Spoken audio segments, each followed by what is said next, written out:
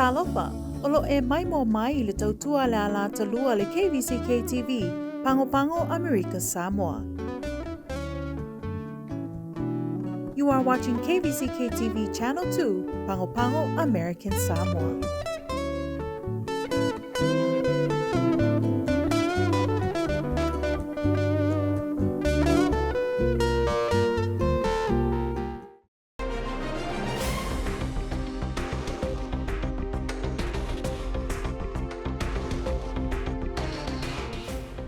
Usui aloa ia le tawa fianga lona tolu el fono mo le nei tausanga. Whaamamafa i taunuanga al kovana silinga luenga mo puipuinga o le koviti.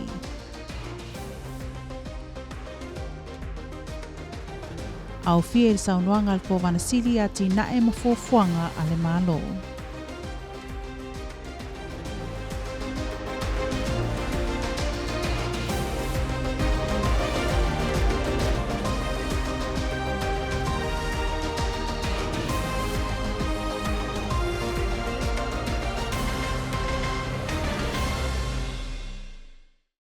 Whaatalo whātu i lau mai o se whaapoponga le nei o tātou tala mai lau KVCK.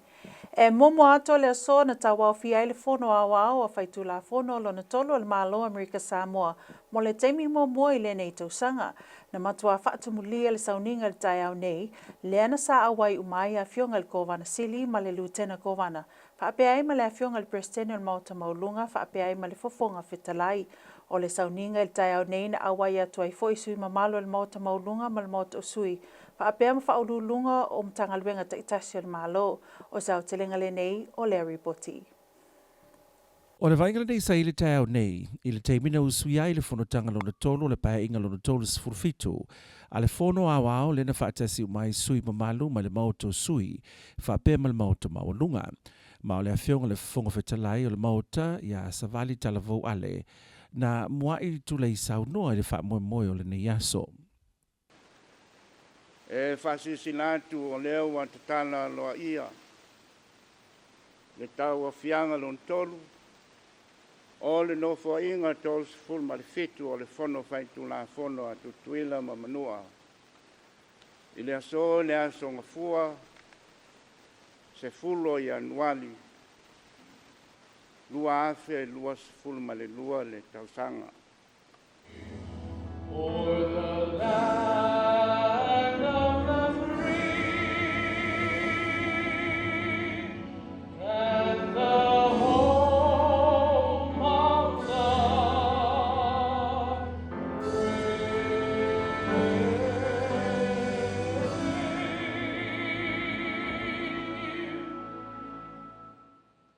O le sauninga pa i o le tau nei na whaatautai le sunga le whaafenga i a maruele ma taa wha. Mai le ekalesia whaapotuputunga Kvzk Amerika Samoa i poloa, ma o vi ingo le atua na langi na lava le au whaipese le ekalesia. E le whaingofia e leipu tau te whainu ai. Tau te whainu i leipu o ti ngā ma puapua ngā. Tau te whainu i leipu o whawhita uli. Ai maua sau tau whina ngalo. Ina ua lilingi atu i lea li. Ina ua whasoa i lea li. Ma fesili lea tua au alau tau whaatau tainga. E tu saima whainga masani pe a tawa o fia le whono awao i ona mau te lua i se wha momoe alo ia wha penei. O le fionga le kovana siri a le manu pa le poisi a le ngā maunga. E sau noa i le na sau noanga wha le malo. E wha malamla mai ngā luenga le malo sa wha tinoina. Wha pea na fufuanga mamao. A wale anga i lumo ana tina ai maisol te mau aingo le tino o. Ia Januari lona aso tolu lua afe lua spun ma le lua. Ato ai le tausanga o le manofo inga. Ma le afionga le kovana lutena. Na afionga ia talauenga ba lele ale. Na matau tō i lumo le atua. Ma te sapaia le whaavae o le malotele o Amerika. Ma le whaavae ma tu la fono a Amerika Samoa. Ma ia ua tau ave tiu te whai o le ofisa o le malo. O le kovana ma le kovana lutena. I le mea o iai lo mapoto lo malosi. ma le anganga I lona wha maoni. E leo suia le mātautonga, ma o loo maa wha moe moe pēa I le atua, I lana ta I ala whesoasoani. I le mai ai o le saunoanga le Kvzk o le saunoa I loa leo le whionga le Presidente o le mauta maurunga ia tua olo mana ia fruen e tali foi tau e whai o ia masui o mauta e lua e whaafta iai le malo whaapera ka peneta mo ngaruenga mai ai a I le tausanga o mwai atu whaapea fuwhanga le malo sa whai loa le aso mo le anga I luma. Lea ua manguia le kau mawhainga le kungu o le mele whai ia o masui o le ponga. La o fionga le mango ma le pai o le whainga malo. E mo mori ke le aku le whaafukai le malo pui o le aku. Whaapea fo le komiki whaafoe la po whaa karauenga mai. Komiki whaafoe le fio le mapukasi ka maa le aku. Ia mesi fo o isi o enga au oma le pui o le aku. Ia lea ngai ka ki poko ene kai aongi. Ai le inka ngaka ngofo mai ngofua. Ua mamai le aku. Asi sile le lofa maleanga le leio le aku. O ngā se ngalu ai whafua. Ai le whaki. E tele vaenga le sauno i le Kvzk le tau nei e pe o tupe maua le atunu o le vai tau le nei o le Kvzk o le tū le soifua malaloina whaapei fufuanga mamao e ala iati na e o whaata o tomai e le malo a wale manuia o tangata le atunu o. O se tasi o vaenga o lo ave iai le whaamamafa le saunoanga le awhionga le Kvzk o le whaamai le Kvzk ai maise o le awhianga i atunu o laulangi lea fo I au fiai ma Amerika Samoa. Na saunoa le manu e ui ilu itau o le Kvzk ai le I whaatali lo tātou malo ina ua maua tala wa awhia so se vaenga o le ke lope I le whaamai pipisi o le Kvzk. Sa whaatino loa ngaluenga tala whiangai e whaamalo si ai puipuinga so tātou atunu. E tau fiai lea o mai o le nei whaamai Amerika Samoa nei. E le whaingofie ma e le tangofie fo I nei ngaluenga lo whaatino pea e o tātou mua au pito I luma o first responders a wale puipuinga o Amerika Samoa o se whaopoponga le nei o le ripoti. O awhianga le whaamai o le Kvzk se tasi leo vaenga na whaamamafa e le maalerenga le Kvzk le tau nei. Na sauno le manu le amata mai o le la ngaruenga ma le whionga le Lieutenant Kovana ia talawenga le tausanga le te nei. E le I whaingofie ai maise le whaamata o mai o le whaamai o le Kvzk. Le lava o mai le teimi nei o lo whianga I pere la lulangi a toa malona to sa. Ai u I lea e le I whaatawhainga luenga whaatino e ala iati na e mafufuanga whaatati ale malo a wale manuia lau tele o tangata o Amerika Samoa. I le tele o sosoani sa whaapeona whaamanui nai Amerika Samoa e peona whaamatu mai I lalo le CARES Act, whaapea ma le American Rescue Plan Act, le na mawaisa tino I tupe e tusa ma le tasi tesi ma le wha piliona tā la. Le whaamai ua sasolo whaafimu a whainai le lalolangi ma ua whaitau miliona ma miliona ua maalili wai. O le nei aso, le nei tūla. E o lava o na tātou si I le whaaftai le atua. Ua o lele o loo malu puipuia a Amerika Samoa. E pe ona sila fio se tasi leo ngaluenga mua na whaatino ina la whainga malo mo le toi whaafo I mai ai o tātu tangata I le atunu o e o mai le masino Februari le tausanga na te nei e siria ma le tolu wafe tangata anu o Amerika Samoa o toi te liu mai le atunu o I lalo proclamation repatriation. I lalo foi o le American Samoa Rescue Plan Act e a fua mai le CARES Act e o mai le masino te semo le tausanga na te nei e pe ama le 10 miliona sa vai ngā tupe mai lalo le arba sa whaaluina te tongi ai whai ngā mlanga whaapei vai ngā whaanofo e se ai tangata mai isi vai ngā mo o mia mo ngā nuenga le malo e alai pui puinga.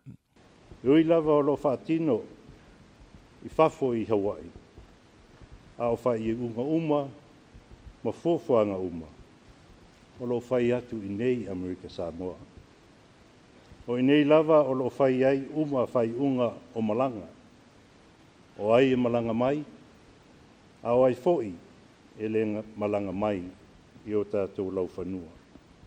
E whaitau miliona tā la le tūpele malo o lo whaaluina nei e whaatau ai mea whainga ruenga ma la e whaapatola au whainga ruenga e tongi ai e whaale whaanofo se ai tanga to le atunu o ua toi whai malang mai ai meise tāpenanga mo mia e langolanga suai ngā ruenga le komiti le Kvzk le alo o taita ia le whionga le Lieutenant Kovana. Na sauno fo ile mano fufuanga le malo e ale fe malanga inga whapito mai Hawaii o le a whaawawina pea mo le lumanai.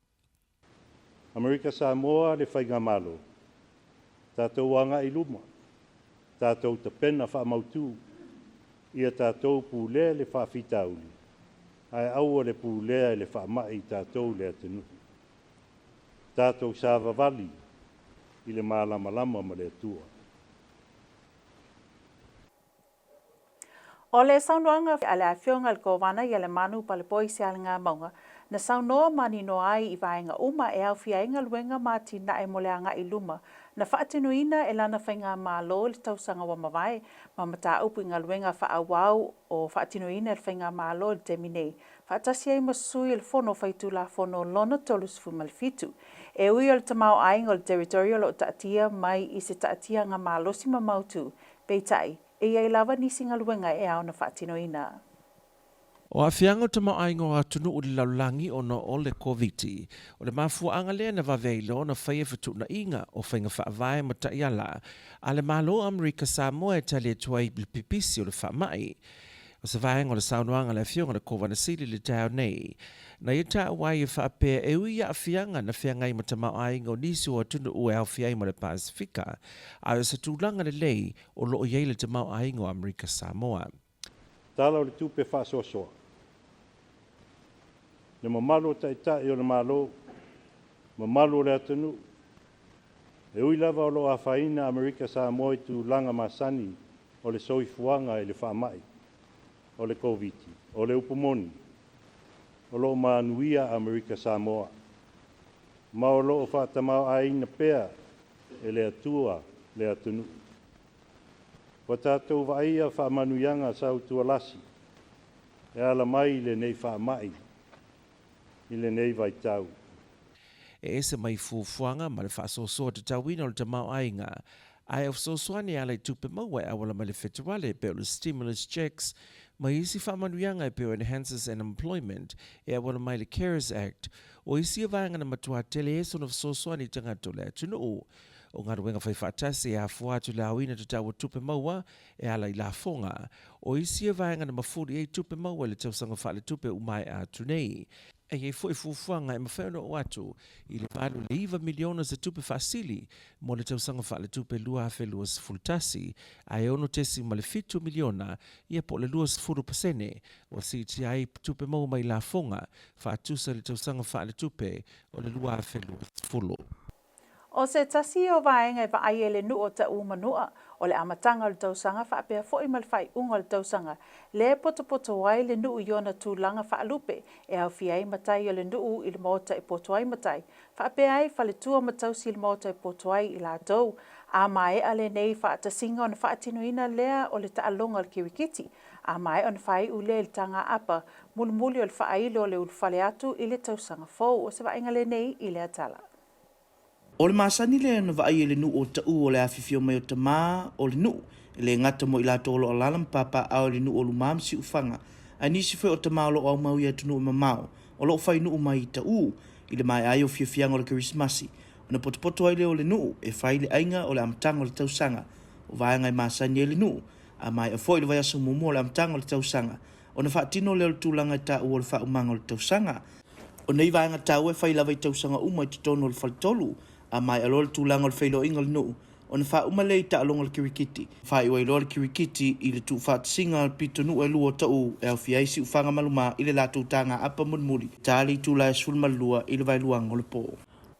Wa amata mea le matanga luenga o vaia tangata whainga luenga le malo I le whaalau teleina o le lātou au nanga. Ini awa onga tā ua e peo na malanga atuai le tai ao na le la I le motu Salomon o tele o zao telenga le nei o le ripoti. O le mtanga luenga o le HR ngafa mal whaatonuina o tūlanga o tangata whainga luenga le malo. Mai puipuia o fisa ma mtanga luenga le malo mai so se whaafitauli e ono tūla I mai tutono le au whainga luenga.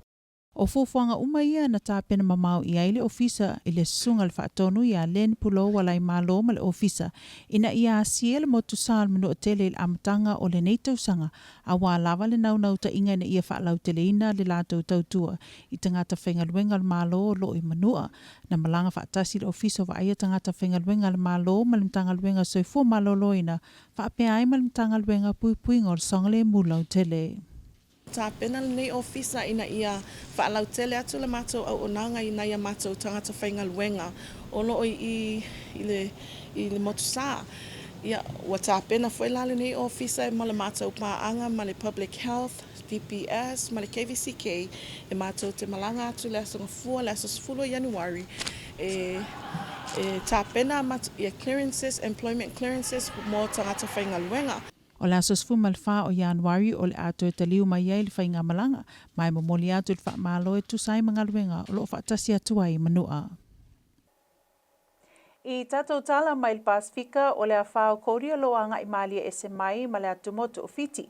E peo na whaailoa mai e le pūlenga o whaalavelave whaafusei a lea tunuu o le umi o timu ngoma mafa o loo whaatupla i ai le mawalunga o le aave o le whaamai o le COVID-19 fumaleiva. E to tasi se tangata wa maliu i le nei whaalavelave e whaanātura. Ai mai se le whaatupla ia o lo longa nā fuai le sa ili no fuanga o tangata. E si lia le lua afe e mapum whaamautu atu i no fuanga se lau se fulu i tōla wapinga ua whaatulainda e le malo fiti. Li potia lo longa i fiti atoa ma na whailoa e Serui Ratu o Kodi ua whaatupla ia lo na malosi le vaenga lua ma o loanga i atu i saute sifo o fiti. Ua tāpunia uma onga mo le sanga le mua le whanau ono le malosi o le whao Kodi e peo na whaaleanga i nai niso a seta mai si au nanga tā ua le malo fiti. Mai mo whaafonga mai loa i tātou tala i le tau. Tara neu tau mo Amerika Samoa. O le soe mātelin a wawa, ta ampesolo timu, wewe le valu sumanawalu, sa vili angi le lautasi o anto sifuru mai le leitula. O sa venga pora nei o le pona so lue mātelin a wawa, e ta ampesolo timu, o le malu e fitu sumanawalu, wewe le valu sumanafitu, sa vili angi le lautasi o anto sifuru mai le leitula. O le asolule o tulipona sa tofia mātelin a wawa, ta olu timunga, wewe le valu sumanawalu, malu e fitu sumanafitu, sa vili mai sifo e sifuru ngai sifuru lima mai le leitula. Asa forele o tule aso sa e sa vidi ma awawa e te telefo i timunga o le malu e fitu sumalima vele valu sumaleono sa vidi mai sifo e lusu lima e tolu sulima mai le leitula o na angi mai le i saute sifo i le po le astonai. Tana nau tau mo Amerika Samoa. O le whaiunga le nao talfo o le KVCK i le nei a fiafi whaatai whaatasi mai soifua.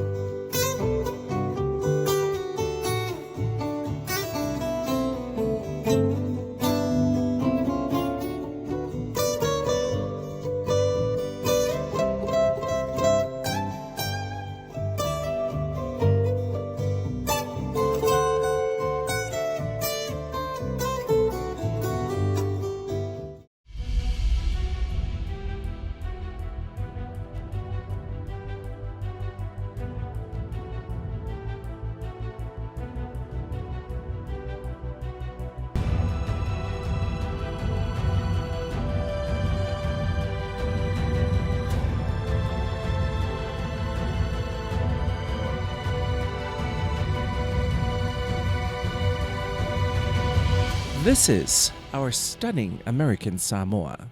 home of KVCK TV.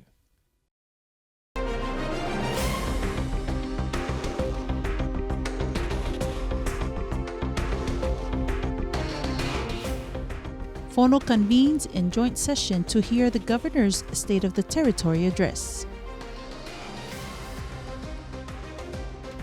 Governor Limanu outlines the government's response to COVID-19.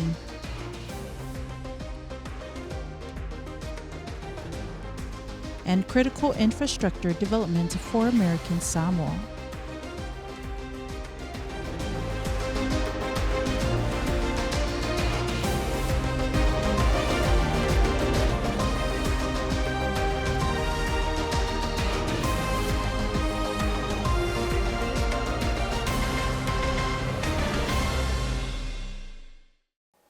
Talo Falavan, here's the news.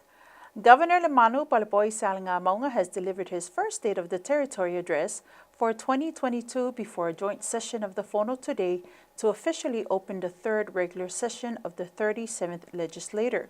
Today's State of the Territory address covers issues such as ASG's financial outlook, state of health care, state of critical infrastructure, and other critical measures to be submitted to the Fono. Here is more. For the first time this year, members of both houses gathered to officially open the third regular session of the 37th Legislature. Formalities as usual, and then came the part legislators, cabinet members, and everyone were waiting for the governor's State of the Territory address. Addressing his audience in Samoan, Limanu said the day after he and Lieutenant Governor took office, discussions began on repatriation of local residents who want to return home to be reunited with their families. He said these residents have been faced with many difficulties, including losing their jobs and even some passing away while still waiting to return home. While fortunate to remain among the few COVID-free locations in the world, he said travel restrictions have posed adverse impact on residents stranded abroad and on our local industries. Limanu said a multi-phase repatriation plan was then put in place to bring our people home from Hawaii and mainland USA. He said the task force headed by Talawenga provided clear and concise information on the plans deployed for repatriations since the beginning of our repatriation program. Today, Limanu also referred to the State of the Territory Comprehensive Report 2022, saying he was pleased to share that through our collective efforts, American Samoa continues to advance and evolve economically, socially, and culturally in the face of constant challenges exhausted by the coronavirus pandemic. He said the achievements of the past year and future progress is only possible through collectively prioritizing the needs of our people. COVID-19 remains a global threat, yet no challenge is too difficult when we are united in a common cause, says Limanu. Collaboration between the legislative branch and the executive branch is crucial to ensure that economic development projects are fully executed to improve our self-sufficiency as well as our emergency response capability, said the governor. In his address, Governor Limanu explained that the COVID-19 task force has been reconstituted with a continued COVID-19 response, repatriation of residents, and vaccination of the community. While fortunate to remain among the few COVID-free locations in the world, he said travel restrictions have posed adverse impact on residents stranded abroad and our local industries. The COVID-19 pandemic challenged everything as we used to know. It brought additional challenges to human, social, cultural, and economic agents. It is not just a health crisis, but also a cross-sectoral crisis. The virus has hit hard, and it is hitting hard. With it came challenges and consequences for all of us. The ARPA-funded repatriation program has continued the repatriation efforts under the CARES Act COVID-19 funding. By December 31st, 2021, it is estimated that nearly 10 million ARPA funds had been expended on repatriation costs. The repatriation program will continue into the new year to keep our people safe as our healthcare professionals continue their efforts to strengthen our local resiliency to the impact of the COVID-19 virus through increased vaccination rates, according to the governor. The American Samoa government has been in a state of emergency operating on Code Blue for over 2 years, facing long-standing healthcare workforce challenges and limited healthcare infrastructure. The border closure since the first public health emergency declaration in March 2020 has also highlighted the deficiencies and limited healthcare capacity available for our residents. Our single acute medical facility with only 124 medical beds and 10 ICU beds is dangerously insufficient to address the medical needs of the territory should the COVID-19 virus pandemic reach our shores. According to Governor Lemanu, keeping our borders closed indefinitely is not a long-term solution and has created significant hardship for the local residents, as many have been unable to meet their medical needs in the territory. Repatriation, quarantine, and vaccination initiatives have proven successful. Both local and federal funds of over $33 million were well spent supporting these public health response efforts. As a result, we have successfully authorized and vetted the entry of approximately 5,500 travelers. These are residents, visitors, guest workers, and skilled healthcare resources from January 3, 2021 to December 15, 2021 from the mainland USA, to include Hawaii, Samoa, Fiji, Tonga, New Zealand, and within the region. Governor Lemanu reminded honourable members and everyone attending today's ceremony that the most effective protection against the COVID-19 virus is the COVID-19 vaccination. He said, given the high rates of non-communicable diseases in the territory and impact of new variants like the Omicron variant, vaccinations are even more important for providing broader community protection. The Honorable Governor Lemanu covered a number of areas during his State of the Territory address. He outlined some of the areas of progress that he felt have been made by his administration over the past year, as well as the issues that he is currently working on in conjunction with the members of the 37th Legislature. While the territory's economy appears to be strong, there are still great deals of important issues that need to be addressed. The economic consequences of the COVID-19 pandemic call for urgent policy responses to keep the economy afloat and enable people to retain their jobs and incomes. Governor Lemanu began his speech by congratulating the members on the start of the new year. Talking about the economic challenges last year, the governor noted that world economies shrank due to the negative consequences of the COVID-19 pandemic. But due to the government's prudent policies, American Samoa managed to stay afloat, thanks to the assistance through the CARES Act and ARBA. Along with our monetary policy actions, stimulus checks and enhanced unemployment benefits provided in the CARES Act have been a substantial and timely source of financial support to households during this difficult time. Collaborative efforts to improve cost-saving measures and strengthen collections enabled the government to close fiscal year 2021 in a positive light. The government has significantly improved collections and resolved many accounts payable issues to provide the administration with stability and a clear picture of a financial health. As a result of these efforts, preliminary unaudited financial position is forecasting between 8 to 9 million surplus for the fiscal year ending 2021. Total preliminary revenue collections saw an increase of 6.7 million, or a 20% increase as compared to fiscal year 2020, with a more focused priority on taxpayers' audits and collections. New Year's celebration continue in Manua this week, with Village Council and villages coming together to participate in a variety of activities on offer, starting from traditional tanga'apa to kirikiti. Fishing and other sports are also part of this year's celebration. So'oletalu is in Manua. One of the many events happening during Christmas and New Year celebration in Manua is in the village of Ta'u, beginning of the year and the ending of the year events. After Christmas, the village council will come together to start the year with lots of important topics discussed as they evaluate how the year went and discuss some important issues that need to be addressed for and by the village council. After a week long of activities to celebrate the holidays, the village council will meet again to end the year after the first week of January. On the last day of the week-long celebration, there will be cricket games and the last kanga'apa that combines luma and siufanga, which makes up ta'u. And this goes on until midnight, which officially ends the festivities of celebration and welcoming the new year and saying goodbye to the old year. The Department of Human Resources of American Samoa have traveled to Manua this morning to expand their services and host productive training for all ASG employees who are residing in the majestic island of Manua. Here's more.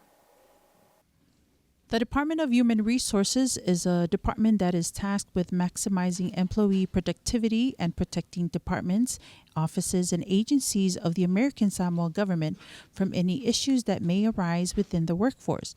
Its responsibilities include compensation and benefits, recruitment, and keeping up to date with records and work employment. The Department of Human Resources is in Manua with the Department of Health and the Department of Public Safety. Director Lynn Pulo Walaimalo said that these trainings shall remind all ASG employees in Manua the importance of clocking in and out daily, as well as information of communication if requested for any related HR documents and clearances. We basically only have three intentions for this trip. We want to make sure that we deliver the plaques for our years of service employees who have reached 20, 30, 40, and 50 plus years of service in the American Samoa government. We are also going to be executing and completing employment clearances in Manua for ASG employees who are residing in Manua.